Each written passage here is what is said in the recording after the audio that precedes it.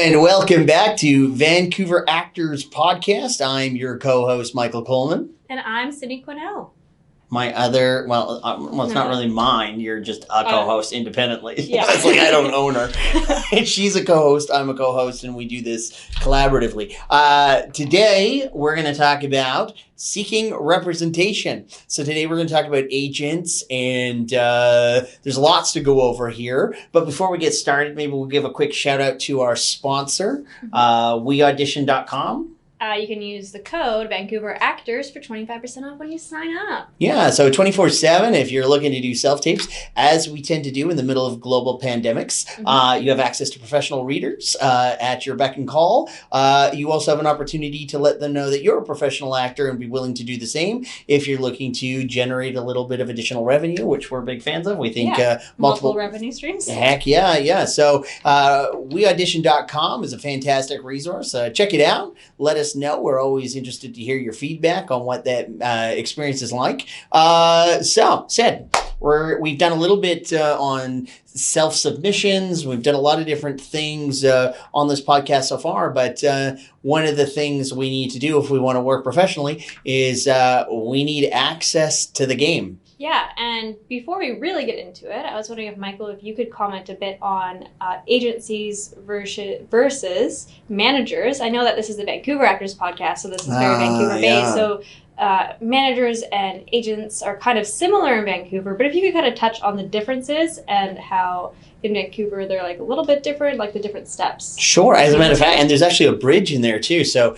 you'll notice that a lot of Vancouver agents will refer themselves as agents or managers because we actually never separated in the earlier days of our industry. There's laws in terms of how much an agent can charge, and that is 10%. And then many of you listening to this podcast will say, "What? I pay 15." And yeah, you do, because you're able to pay 5% to your manager and 10% to your agent. And it was lobbied several decades ago that due to the sudden burst of opportunities here in British Columbia, our agents were doing a lot more work, and they were actually doing the works of managers and agents. So they were able to renegotiate the opportunity to be 15%, which I got to be honest with you, as an actor, I think it's way too high. If I was an agent, way too low. Totally, because both sides will always remember, it's hard to remember that you guys are a team. For sure. You're not working for an agent, the agent's not working for you. You guys are... You're collaborative partners. So this is my favorite part where I'll jump into, so imagine this. So you get somebody who will be your agent or your manager, and they are willing to work for you 40, 50, 60, 70 hours a week, whatever it is. They get up in the morning, they look for the breakdowns, they try to find where you're in there, they make real hard pushes, they make sure, you're staying on brand, you're staying sharp, all these things. They're thinking about your acting career 40 or 50 hours a week. And in all honesty, if we're being brutally honest, most actors are not thinking about it for 40 or 50 minutes a day, let alone 40 or 50 hours. I am. Okay, there's a bunch of us who are. So I'm being somewhat facetious here. But, they do this for 40 or 50 hours a week, and often 60 or 70. The expectation should be that you should be focused on your career just as much as you should. Yeah, if you worked on your career as hard as your agent worked on your career, you'd probably be a lot further along. So let's think about all that. So you do all that, and an agent gets $0. There's no guarantees, and they've still got to pay rent and phone and utilities and all this other fun stuff, and they're working for their houses and their offices. For their houses and their offices. There's no extra revenue streams. You mean they don't have a money tree out in the backyard where they just pluck off a couple 20s when they need it. So not that couple 20s would really buy you anything, right? Not really. I mean, you might get you a cup of coffee. So these people work for you sometimes for a year or two. Think about how many of you out there have had an agent where you've gone for months or even years without booking something, and they're still working for you 5, 6, 7 days a week, 24 hours a day. And when you book something, generally, as the actor, we take all the credit, and then we take 85% of the money. That's a lot. I think it's a terrible deal for an agent. I have a lot of friends that are agents, and I bless them. I couldn't do it. I think it's so great. They spend their whole I would love to be an agent, to be honest. I'm really interested in the submission and the breakdown services side of it. I think it's really cool. And you've been making other people's dreams come true. Like like when I book something, I'm so insanely passionate. I love my agent. I have a wonderful agent, Maria Jose Doyle, over at Universal Artist Management, and Vanessa Tomasino. I don't know if you're the same as me, but every time I get a little email that says you have a C-mail from Actors Access, I'm like, yes, everything's worth it. Yeah, no, it's great. I've got. I also have representation down in Los Angeles now, and I'm every time I get an email, I'm like, oh my gosh, like these people think about me all the time. Like I feel like I'm like that really jerk son or that jerk brother who doesn't think about his mom or his siblings enough. I'm like, oh my God, they send me these emails. I haven't sent them anything. Anyway, long story short, these people work really hard for us. They do it without any guarantees. They do it on the hope or the faith that you're going to eventually start booking work and make it worth their while. I think it's really cool to think about that investment that an agent will make in an actor. And I would say one of the things I think is really important with your agents is to focus on your authenticity with your appreciation. I think it's really easy to do performative appreciation, just to tokens that you're grateful. But I think it's important that every actor really think about what your agent does. You know, they get up every day, no guarantees. Like if you want to sleep in, sometimes we sleep in. You want to go to the beach today? You go to the beach today. Agents, no, they're sitting there with their phone, their computers, their whatever, and they're working everything, trying to get you good deals, trying to get you in the room, working hard, making pushes when it's appropriate. So I think it's really cool to first appreciate and respect what an agent does. So in that, let's now take all that in consideration and ask ourselves, so how do we get one of these magical beings to join our team or us join their team, depending on how you look at it, what paradigm you're looking at it from? How do we find an industry peer so that we can move our individual careers forward? There's an old saying that every agent's roster is always full, but there's always room for one more. So the bottom line is that, you know, they do try to have a full complement of people that they believe in and they think can represent what they're trying to do as an agent and give them an opportunity to satisfy all the different opportunities that'll come through in breakdowns. So it's important that they have, a combination of diversity in age, gender, race, all sorts of different things. On that, I would say that there's also a really great resource that we have in Vancouver on Vancouver Actors Guide. When you go to their main page, VancouverActorsGuide.com, you click on agencies, and it has a list of all the agencies. And then I would recommend for you to go from there, go onto IMDb Pro, put in the name, and see what their roster is actually like. Sometimes people don't have their full rosters on their website. Sure. And then, like, if I saw 10 redheads that are 20 on their roster, sure, we may play different kinds of roles, but that's enough of a similarity that you don't want to already be competing in your own agency, let alone when you're already, like, just to be submitted for something, then, because you're already in such a competition pool for getting the audition, so why compete for the submission? Especially with redheads, because, you know what, I mean, if you know one, it's one too many. Yeah, honestly, you should just go blonde at this point. I'm kidding. Sidney's amazing. Sidney's, you're going to blow up any second now. Because I put a bomb on. No, I did not put a bomb on your chair. So you want to find, thinking about agents have this responsibility to, or, you know, it's just business sense. It's smart business to make sure that they don't have too many of the same thing. They have diversity. So when a breakdown comes down and we're looking for this type or this type, and I know all of our breakdowns right now say we're open to all, you know, inclusivity and all these all other genders, all ethnicities. Well, yeah, my that's tongue all right. decides to not work. That's all right. But yeah, so which is really great. I mean, on one hand, it's really cool to see the diversity and the inclusion in casting, but it's also really important that we maintain inclusion and diversity in our rosters or in the agent's rosters. So they've always got that, and you have to ask yourself, so what would an agent perhaps be looking for? So I know a lot of us will say, I'm going to try really hard.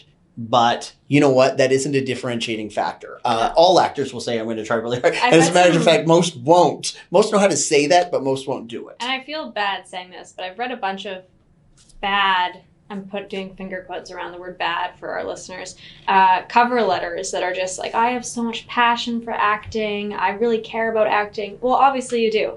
Okay, every single actor cares about acting. Yeah. So add things like your education, what you've recently just booked that they've seen your resume. You don't need to make your cover letter all of every single thing you've ever booked.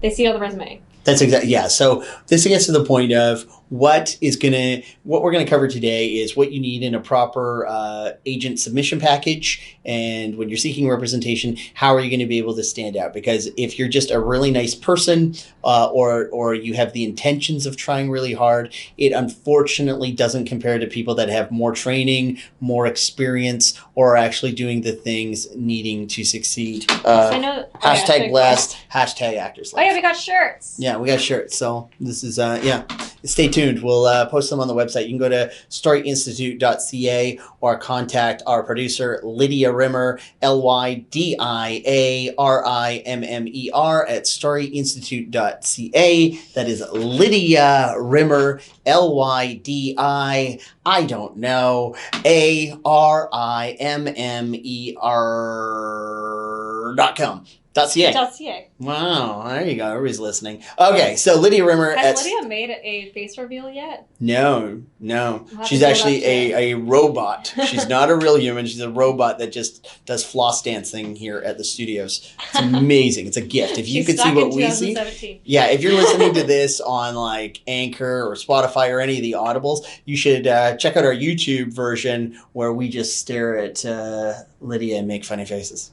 That's it. No. So back to our seeking representation. So seeking representation. So what is a standard is a cover letter, headshots, resume, demo reel or a show reel, and a voiceover demo. In both a COVID and non-COVID world, I think it's really important to do your research and go to their website and see what they prefer. Most agents aren't shy about saying, this is how we like to receive our submission packages. Mm-hmm. So don't get creative. Don't be smart. Don't stand out for doing things wrong. Yeah, I've seen some random things that's like, send them a magazine of yourself. Like... Don't do that. Yeah, don't get clever. Don't let industry standard. Yeah, don't let the best part about your submission be how clever you are at the packaging. So send them a cover letter, send them a headshot, send them a resume, show reel or a demo reel, voiceover demo. We're going to get into those 5 points here, and ask yourself: do they want it in person, like a physical mailed in a manila envelope? Do they want it submitted online? Just follow their guidelines. How do they want things labeled? Michael, what if I'm straight out of high school and I only have selfies on my phone and I've only taken one drama class and I was in my High School Musical as a tree? Then what agents do prefer is if you submit via TikTok. No, they do not. They do. You know what? Here's the thing. If you want to be professional, if you want to be a world-class professional actor, you got to play like a world-class professional actor. And we just have standard forms that we use and standard things that we do. So we're going to go through some basic ideas and some advice that we're going to give you here today to help you stand out. So the first thing I would say is you need to know what your types are. You need to know what your hits are or what kind of characters you're best going to play. And then, because this is what your agent's going to need to know if they're going to represent you. They're going to need to look at you and say, one of the first questions they're going to ask themselves is, can I get this person in the room? And if they can't get you in the room, there's no point in you having a relationship. So if you get rejected by an agent, it doesn't necessarily mean you're a bad actor. It doesn't mean they don't like you personally. It doesn't none of that factors. An agent really is looking at when somebody comes in, can I get this person in the room? Because if they can't, there's no point in you guys having a relationship of this nature. So everything you have should give them every opportunity to say, yes, I can submit them for these kind of roles based on their training, their look. And also being realistic. I've heard from talking with some agents that they've had a lot of times where people would come into their first meeting and they would say, the agent would ask them, what are your goals for this year? What kind of roles are you going for? And they're like, a lead in a Marvel. Yeah. Great. That's a great goal to have in the long ways away. But if you have no credits on your resume, that's not a realistic thing to go into an agency meeting with. To say, by the end of this year, I'm going to book you Marvel. No. On that note, I found out a good buddy of mine is in the Marvel universe now. My little buddy Jet. So a big shout out to Jet. Hey, buddy. Nice work, pal. I'm super jealous. He's Which Jet? Jet, he's in WandaVision. I don't want to spoil anything more than that. But just watch it on TV, pal. A young guy. We've worked together before. I know his mom and dad real well. And you're Jet. Totally in the Marvel Universe, dude. That is so sick. Congratulations. Yeah, congratulations, pal. Cutting off my head. Yeah, I know. I'm trying. So cover letter, let's go through a couple quick things and just hopefully we'll give you an opportunity to find representation that best reflects your work and aligns with your goals and somebody that is looking to do the same thing with your career that you are. So again, your entire package should all be consistent. So if you have headshots that look one way, but your demo reel suggests something else, and then your voiceover demo is all over the map and your resume doesn't have anything on it, as an agent, it's probably a quick, hard pass. It all boils down back to before you can be everything to everyone, you need to be something to someone. That's true. True that. Coleman. There we go. I love it. So let's start with, you know what, probably the most important thing is your headshot, you know? So your headshot is going to be a simple, quick, single still image of who you are. And for better or for worse, people are going to look at it and they're going to make assumptions and decide whether or not they think they can get you in a room, because that's going to be their number one marketing piece. So your headshots, you probably send them 2, maybe 3 shots, depending on how many looks you really think you have and do really well, and make sure that your looks are consistent. Like, are you somebody and that you look like your headshot as well? Like yeah, for sure. When I was a reader for a casting director, somebody came in, their headshot looked drop dead gorgeous, like an absolute like bombshell, like amazing makeup, really curly big hair. They came in with a messy bun, no makeup on, and a hoodie for a like popular role. And then she finished her audition. The casting director just said thank you, and then she called up the agent and was like, "That's not what I brought in." Yeah. And that is even in an agency meeting. You should go to your meeting looking like your headshot as well. I tell you, the last couple of auditions I've had, casting directors have been very disappointed. They're like, "Where's the giant hammer?" Like, and I'm like, "You think you saw me in Thor? That was Chris Hemsworth." People get us confused all the time. People think I'm Black Widow all the time. Yeah, all the time. It's so hard to deal with. Super embarrassing. And I'm like, "I'm not Chris Hemsworth." Honest mistake. And then we usually just proceed with the audition. So anyway, your headshot is one of the most important things. So you need to make sure that whatever you're doing with your headshot, it reflects the character types that you're most often going to be going out for. In Vancouver, we're doing a lot of Hallmark, a lot of Netflix, a lot of CW. Sci-fi, a lot of children's stuff. Anyways, we're all over the map, but figure out what kind of characters you're going to play. You're going to have an idea. The first time I heard Vancouver does a lot of sci-fi, I thought it meant like spaceships, but like Sci-Fi Network. SCY-Fi. Yeah. Just for reference, because I didn't know that when I was first joining the industry in Vancouver. Yeah, I still remember when we changed it to SYFY to be cool. It's not sci-fi stands for science fiction. There's no Y's in anyway. Different fight, different day. But all right, and now I just got blacklisted from sci-fi. Look, I'm not mad at you. Don't be mad at me. I'm just saying there's no Y in science fiction. I've never been mad, so. Okay, so your headshot's got to reflect the kind of character that the characters you're gonna play. So get an idea, like, again, for example, like I play a lot of Barney Rubbles. I'm the quirky sidekick.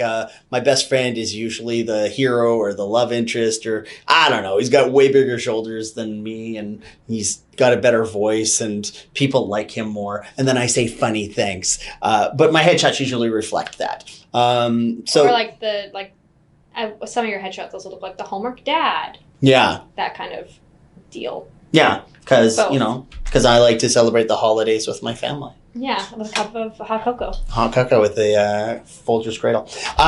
So make sure your headshots reflect what you look like. It's really important, because I think a lot of times we think of our headshots and we just want to look as pretty or as handsome as possible, or we want our best look and we all want to look CW. But if that's not your look, don't do it. Like, make your look and own it, and just make sure what's more important is that you look like the kind of character you're going to go out for and you really sell it. And, we've gotten into that before on a whole other day. So we're not going to spend a lot of time on headshots. Just make sure the headshots you're submitting, you're not sending them 10, 20 different headshots. You're not trying to be spaghetti on the wall. Should be 2 types in a commercial if you're also looking for commercials. That's a great idea. Two different types in a commercial is a really fantastic idea. So in addition to your headshots, you want to do your resume. So your resume is going to include your experience, your training. It might include your special skills. It might include your theater. 3 columns for everything. 3 columns. It's a pretty standard format. We'll probably, if you email Lydia Rimmer at storyinstitute.ca, she can send you a template so that you can make sure your resume is properly formatted, and we'll send you samples of what you'll want to do there. Yeah, I just made a template for my kids' classes, so that'll be great. Brilliant. So yeah, so we'll send that out to you guys. Anybody wants a template, just to make sure that when you're submitting a professionally formatted resume, because it will suggest that you're ready to be in the game professionally, and you're going to be less work. If I were an agent, I'd want to work with smart actors that made my job easier. I'd want to work with actors when I see it's them calling me on my phone. Yes, that's the phone call I want to take, because this is somebody who knows what they're doing, and they're a step ahead, not a step behind. When you're getting your first agent, you're allowed to be green in the way of not having ever been on a set, but you can't be green in the way of never having Googled what it's like on a set. For sure. And, for most actors, if you're ready for an agent, you are probably ready to have some training. And if you're ready to have some training, you probably should have gone to your acting coach and said, hey, what might I want to put on this resume or this cover letter or headshots or things like that.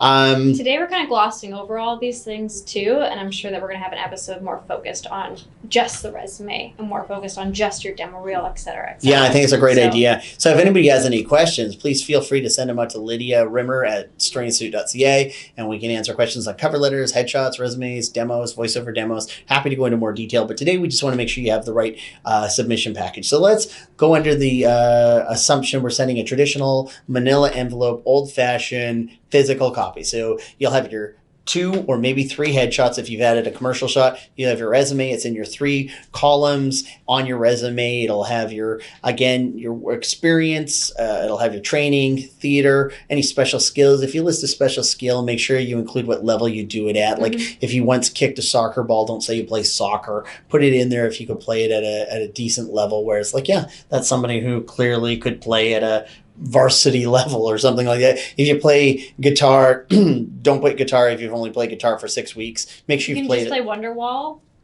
Don't put it on. But Give Me a Call, it's a great song. I mean, that's enough for me. But for your agent, you probably need more than Wonderwall.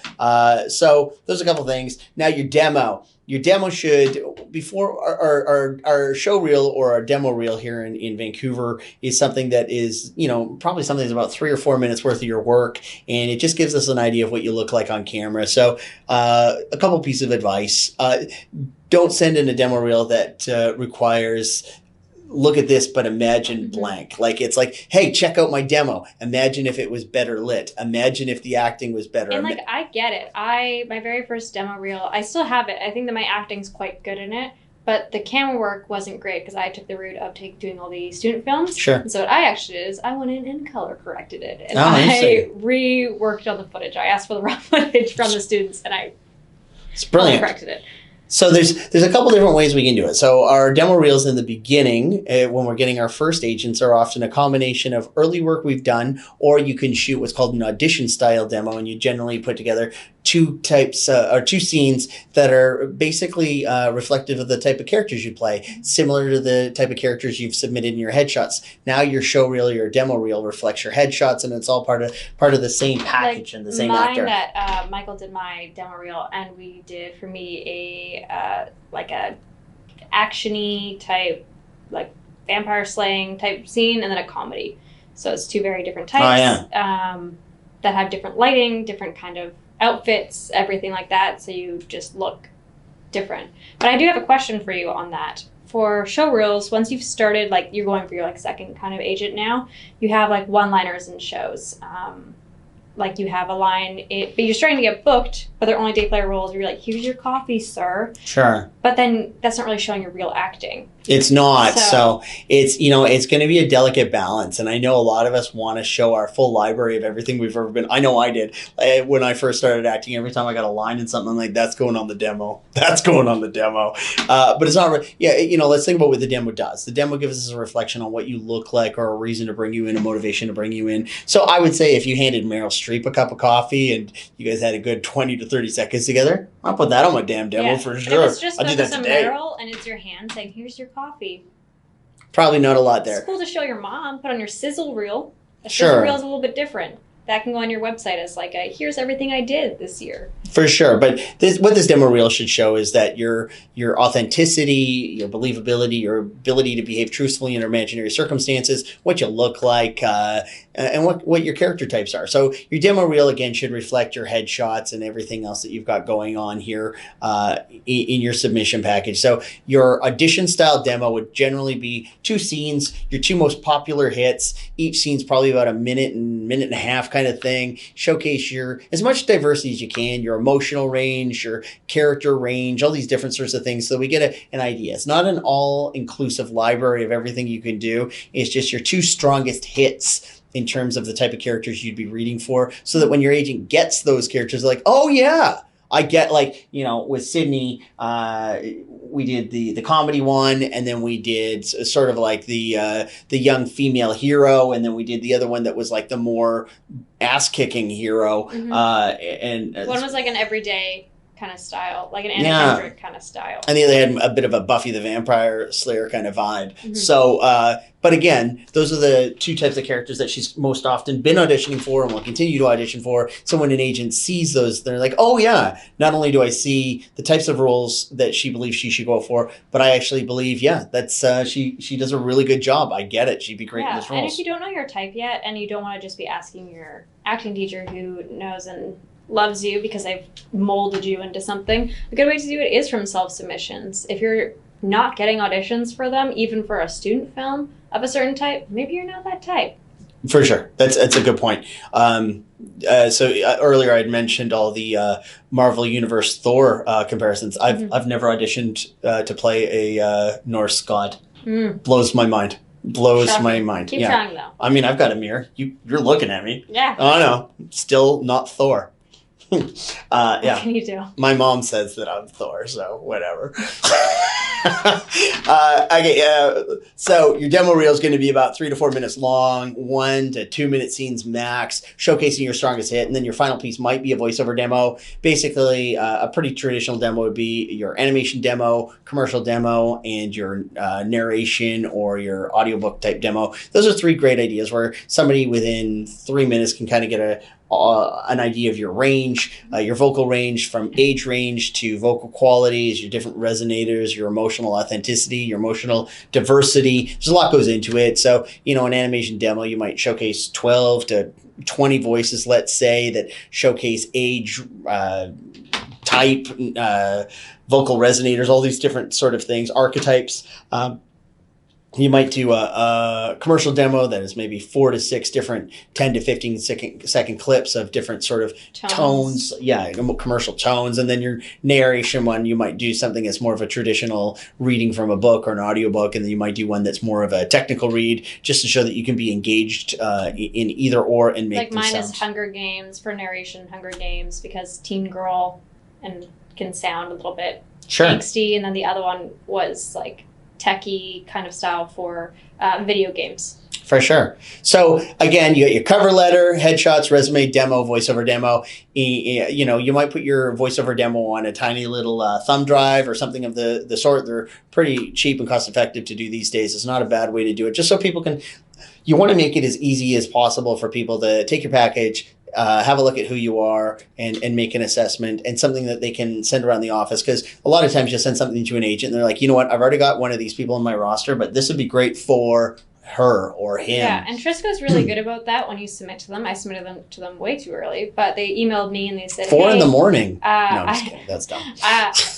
I personally don't see anything for you, but I'm going to send this around to the office and I'll let you know if anyone picks up. And so they're really, like, some agents are great about that, where they will contact you and let you know, like, hey, not for me, but I'm going to see if anyone else is interested because I see potential and stuff. And then they'll tell you, like, hey, try again in 6 months. I'll say, you know what, we're really, really fortunate in Vancouver to have some world-class people that are working as agents at the various agencies. Like, truly, we have some amazing human beings. I can't say enough about them. They're, again, you think about what they do and they help us actualize our dreams. So just know it's a really competitive market. There's thousands and thousands of people that want agents. So what are you going to do to stand out? And it can't be... Especially right now, a lot of people with the pandemic, from obviously everything that we were saying now works for all the time in Vancouver. But in the pandemic right now, I know a lot of people have moved up here from LA. Yeah. So they have a bunch of different kinds of credits as well that you're competing against. People have moved here from Toronto when they shut down again. People moved here.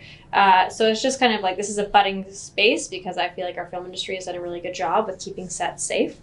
Yeah. So my advice to you would be just never worry. Like, don't always try to be at the bottom of the pool. Like, be so good that they can't say no. The cream always rises to the top. So if you want an agent, don't do the bare minimum. Never do the bare minimum. Because the bare minimum will always shift. That bar will always shift higher or lower. Be somebody who works hard. Train harder. Train smarter. Book work. Do different things. Have great headshots. Have an idea about what your types are. The more you know, the smarter you can be as an actor, the more appealing you can be to an agent. Remember, if you're not going to book work, there is no incentive for them to represent you. You have to find a way. And them turning you down doesn't necessarily mean that they're never going to be interested in you. But if you do reapply 6 months later, you better have a better demo reel, different headshots, Sure. more training on your resume to show that those 6 months you weren't just like sitting on your butt and thought maybe you'd try again. Well, my advice here is, you know, and you're inevitably going to have rejections. We all get the rejections, and we all get the submit again in 6 months or all these sorts of things. But my advice is work really hard to try to minimize that. So, you know, I know a lot of people want to, you know, they want to get the agent, then they want to get the work, and then they'll have enough money from all the work they get to get training and to get headshots. And you got it all in the wrong order. Like, it's unfortunately not the way it works. You need to give them the tools and the materials, and you need to be the caliber of actor that's able to compete at the highest level for them to have interest. So you can't reverse engineer this. You can't start with, as soon as you give me the money, I'll start trying. And comment on that. I found there's like a lot of memes of like, there's a bunch of steps to acting and how people are trying to jump from the bottom to the top of like, having no training, no headshots, nothing, and then being the lead on a series. And I like, that's the joke part. But then in it says like, get headshots, do student films, and then get training. But I think that training should be first. I don't think you should even have a headshot until you're training. Like, you should be training so that way in your headshots, you know what types of look that you're going for. A headshot's not just of your face. A headshot is a character. You need to be portraying a character in your headshot or a type of yourself. It's not just, like, if you can't act with your eyes, then you can't have a headshot. I think one of the misconceptions a lot of actors make is that they want to submit the best they can of their materials, assuming that their agent's going to be their business person. And as long as I get the rough pieces, I'll be able to sort it together like a puzzle and make something out of you. This is a business partner. You need to propose a business proposal for a collaborative relationship. If I'm an agent, I want to know that all your stuff's already top drawer. Your cover letter's killer. Your headshots are amazing. Your resume is smart. You're actively training and or actively working. Great demo. I can see what you do. Really easy to make a push. I'd be willing to put my name behind that. I'd like to say that, yes, I represent you. Same thing for your voiceover demos. Really quickly in your cover letter, a pretty standard format is a 3-paragraph letter. You know, your first paragraph, you do a little research so it doesn't sound like you're just, you know, throwing spaghetti at the wall. Why you like this agent or this agency? Why are you submitting to them? Interviews they've had. Look at things that because every single agent in town has done at least one interview somewhere. Sure. You can probably find a YouTube interview of almost every agent in this town. You can also, you know, most Facebook actors groups have different forums and things and conversations about this agent or that. You can find strengths and weaknesses, and you'll find lots of people are willing to tell you why they love their agent. So why are you submitting to them? And it's, you know, it's not just because they might be the only one to accept you. Is it because their ability to have an established roster and a development roster at the same time and nourish both with the same amount of energy? Is it because they're supportive of their clients and they go see their theater and they do all those things and there's a real different sort of connection to the agent? And think about where you're at with what agents you're submitting at, because obviously there's like different levels of agencies in town as well, and larger sizes of rosters as well as some of the bigger agents. If you're fresh and get started, obviously apply to whoever you feel fits you most, but sometimes boutiques are the way to go if you want something that's more going to be personalized on you. If they have 200 people on the roster and you're brand new, they probably don't have enough time to guide you through everything. But if they have like 35 people on the roster and they give you a chance, then they have more of a time to guide you through things. My advice is, and my personal philosophy is always just be with the agent that you feel the strongest connection to with one-on-one. So for me, I've had an opportunity to be with different agents in Los Angeles and Vancouver of varying sizes, big agencies, small agencies. But for me, it's always been that personal relationship and finding an agent who sees my career the way I see my career, and we both have an aligned path. And whenever that doesn't work for the agent or it doesn't work for me, that representation has changed. And that's okay. It's a healthy thing. It's, sometimes, I'm not with the same person I dated in the 9th grade. We had different ideas by the time we're in the 10th grade. Like, don't settle. Don't just be like, oh, this one person who I didn't like in the interview is offering to sign me right now. If you don't feel right about it, don't sign. And be prepared when you're in the agency seeking stage that you should have questions too. Mm-hmm. It's not a one-way street. So they're going to ask questions to you about why they should rep you, and you should ask questions of them of why they'd be a good fit for you. And it's a team thing. It's a collaborative thing. So I'm going to go back to the cover letter really quickly here. So the 3 paragraphs, just find out why they're great or why you want to be with them in 2 or 3 sentences, articulate that, explain to them in the next paragraph why you think you'd be a good fit. What have you just booked? What training are you doing? What are the reasons that are going to set you apart from the other 300 people that applied today? And it wasn't 300, I get that, but there's lots of people seeking representation.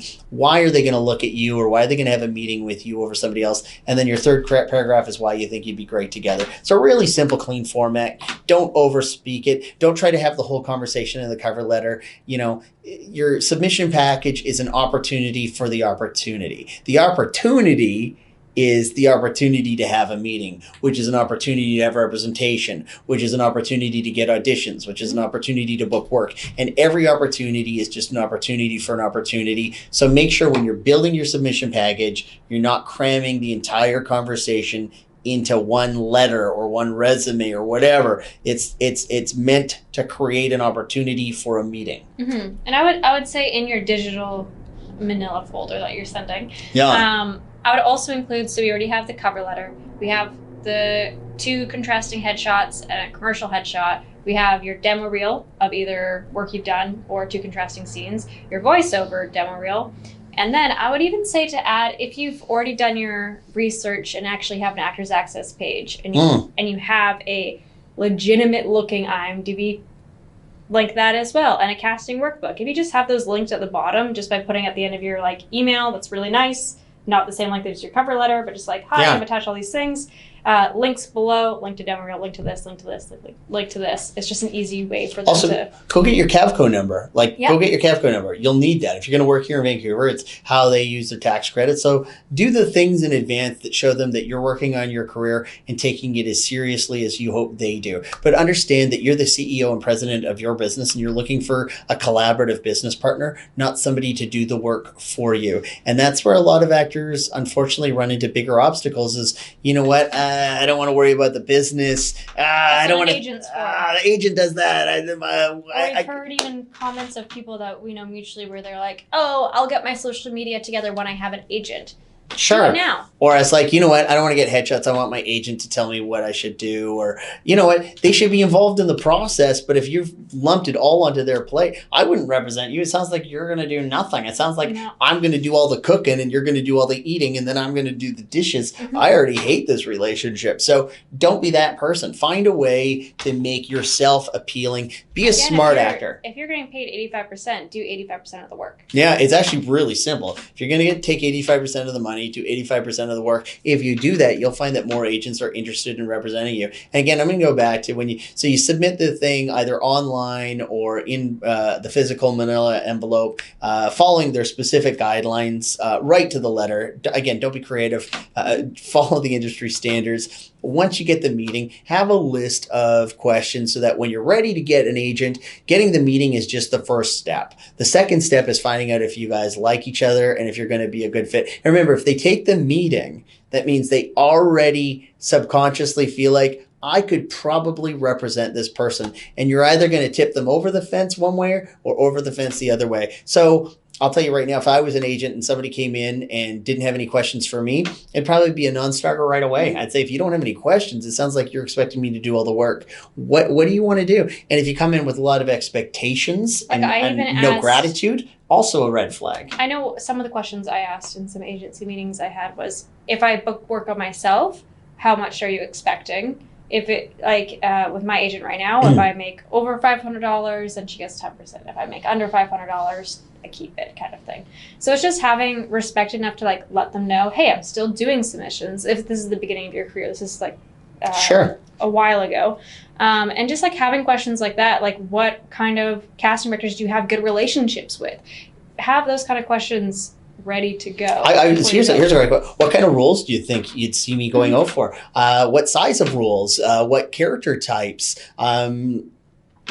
Do you think that there might be opportunities? You don't want to make a push every single day for something big, but what are the kind of roles do you think we should do to make a push? Because we really think we'll make a splash and change some hearts and minds about who I could be in this market. Like, these are really smart questions to have. It's not going to be about how many auditions should I expect a week, or when am I going to be famous. They can't tell you that. Nobody knows. But what they can tell you is, you know what? I think we should start out for some smaller roles at first. Make sure casting knows you. Knock it out of the park.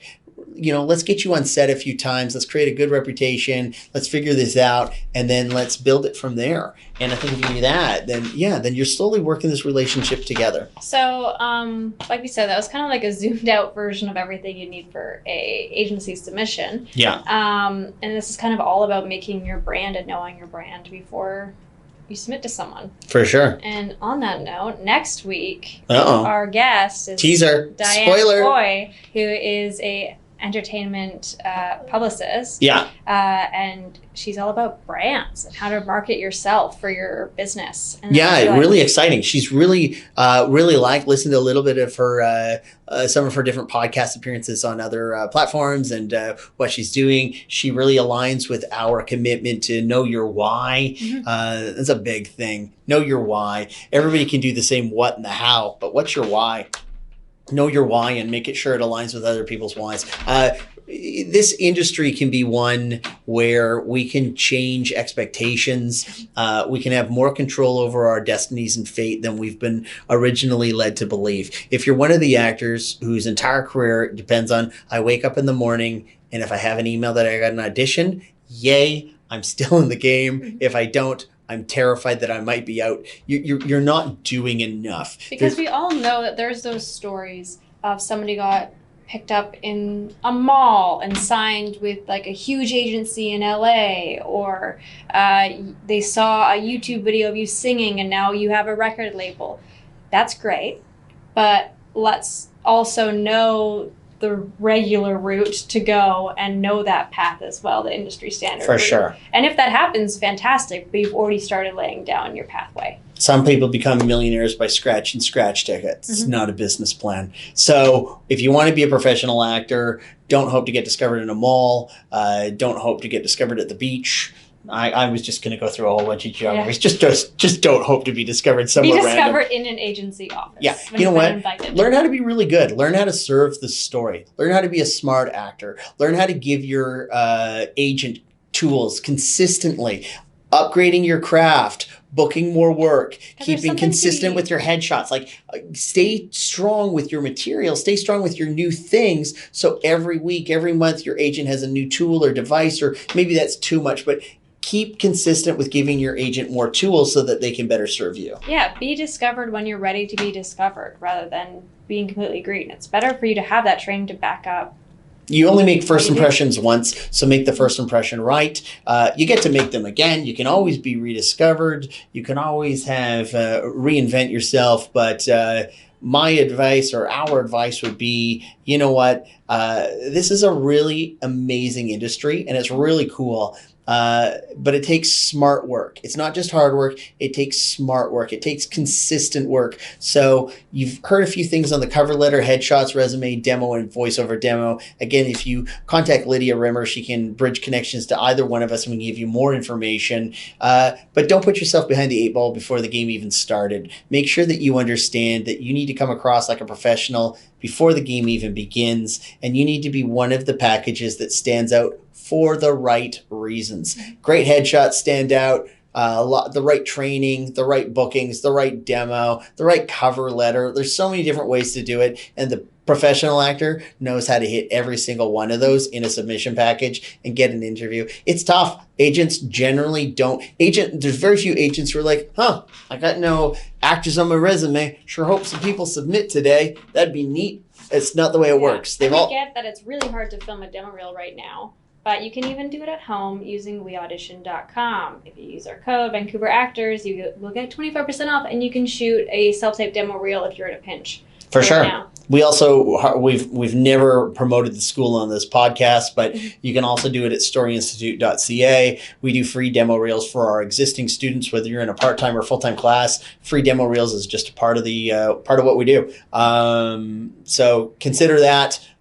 We will probably, we don't really do demo reels outside of that. We really just are doing the demo reels for our own students right now because we're keeping our bubbles small. But that's what you need to do for an agent submission. I know, to get your first agent, it's a big thing. So you want to make sure you do it right. And sometimes the relationship isn't staying on the same path. Relationships shift and change and evolve, and that's okay. And hopefully one of you has the courage to say, this isn't working anymore. Let's go in different directions. That's okay. In fact, it can be incredibly respectful. I have a great relationship with my past agent. Me and her have Zoom calls often, actually. Yeah. And I'm not signed with her anymore, and we chit chat all the time. It just wasn't right for us at the right time. Yeah, so that can happen. But there is a way to, I know a lot of actors have a hard time getting an agent and they struggle with it.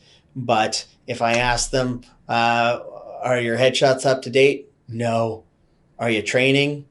No. Have you booked anything recently? No, but I should be. No, but I should be. Me and my friends were thinking of shooting a short film. Do you have a voiceover demo? No. But I'm really good. Do you have an on-camera demo? No.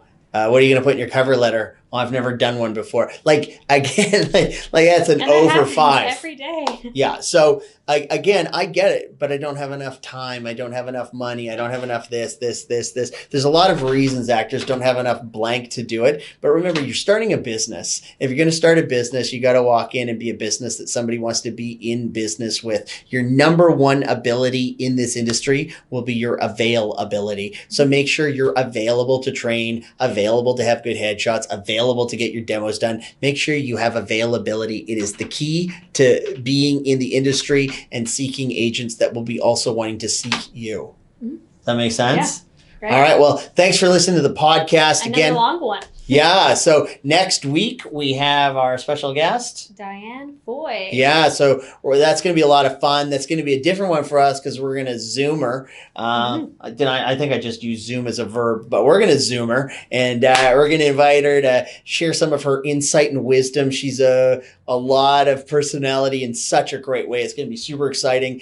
And we look forward to that. Again, weaudition.com. Big thanks to you. If you guys have any questions, we didn't get to any of the questions we got last week, but we're going to probably jump into those next week. We got a lot of fantastic questions from our last podcast. Mm-hmm. So we'll answer some of those on air next week. Maybe we'll share some with our special guest and see what her feedback would be as well. And maybe if we continue getting as many questions, we can have one podcast a month be just answering all the questions.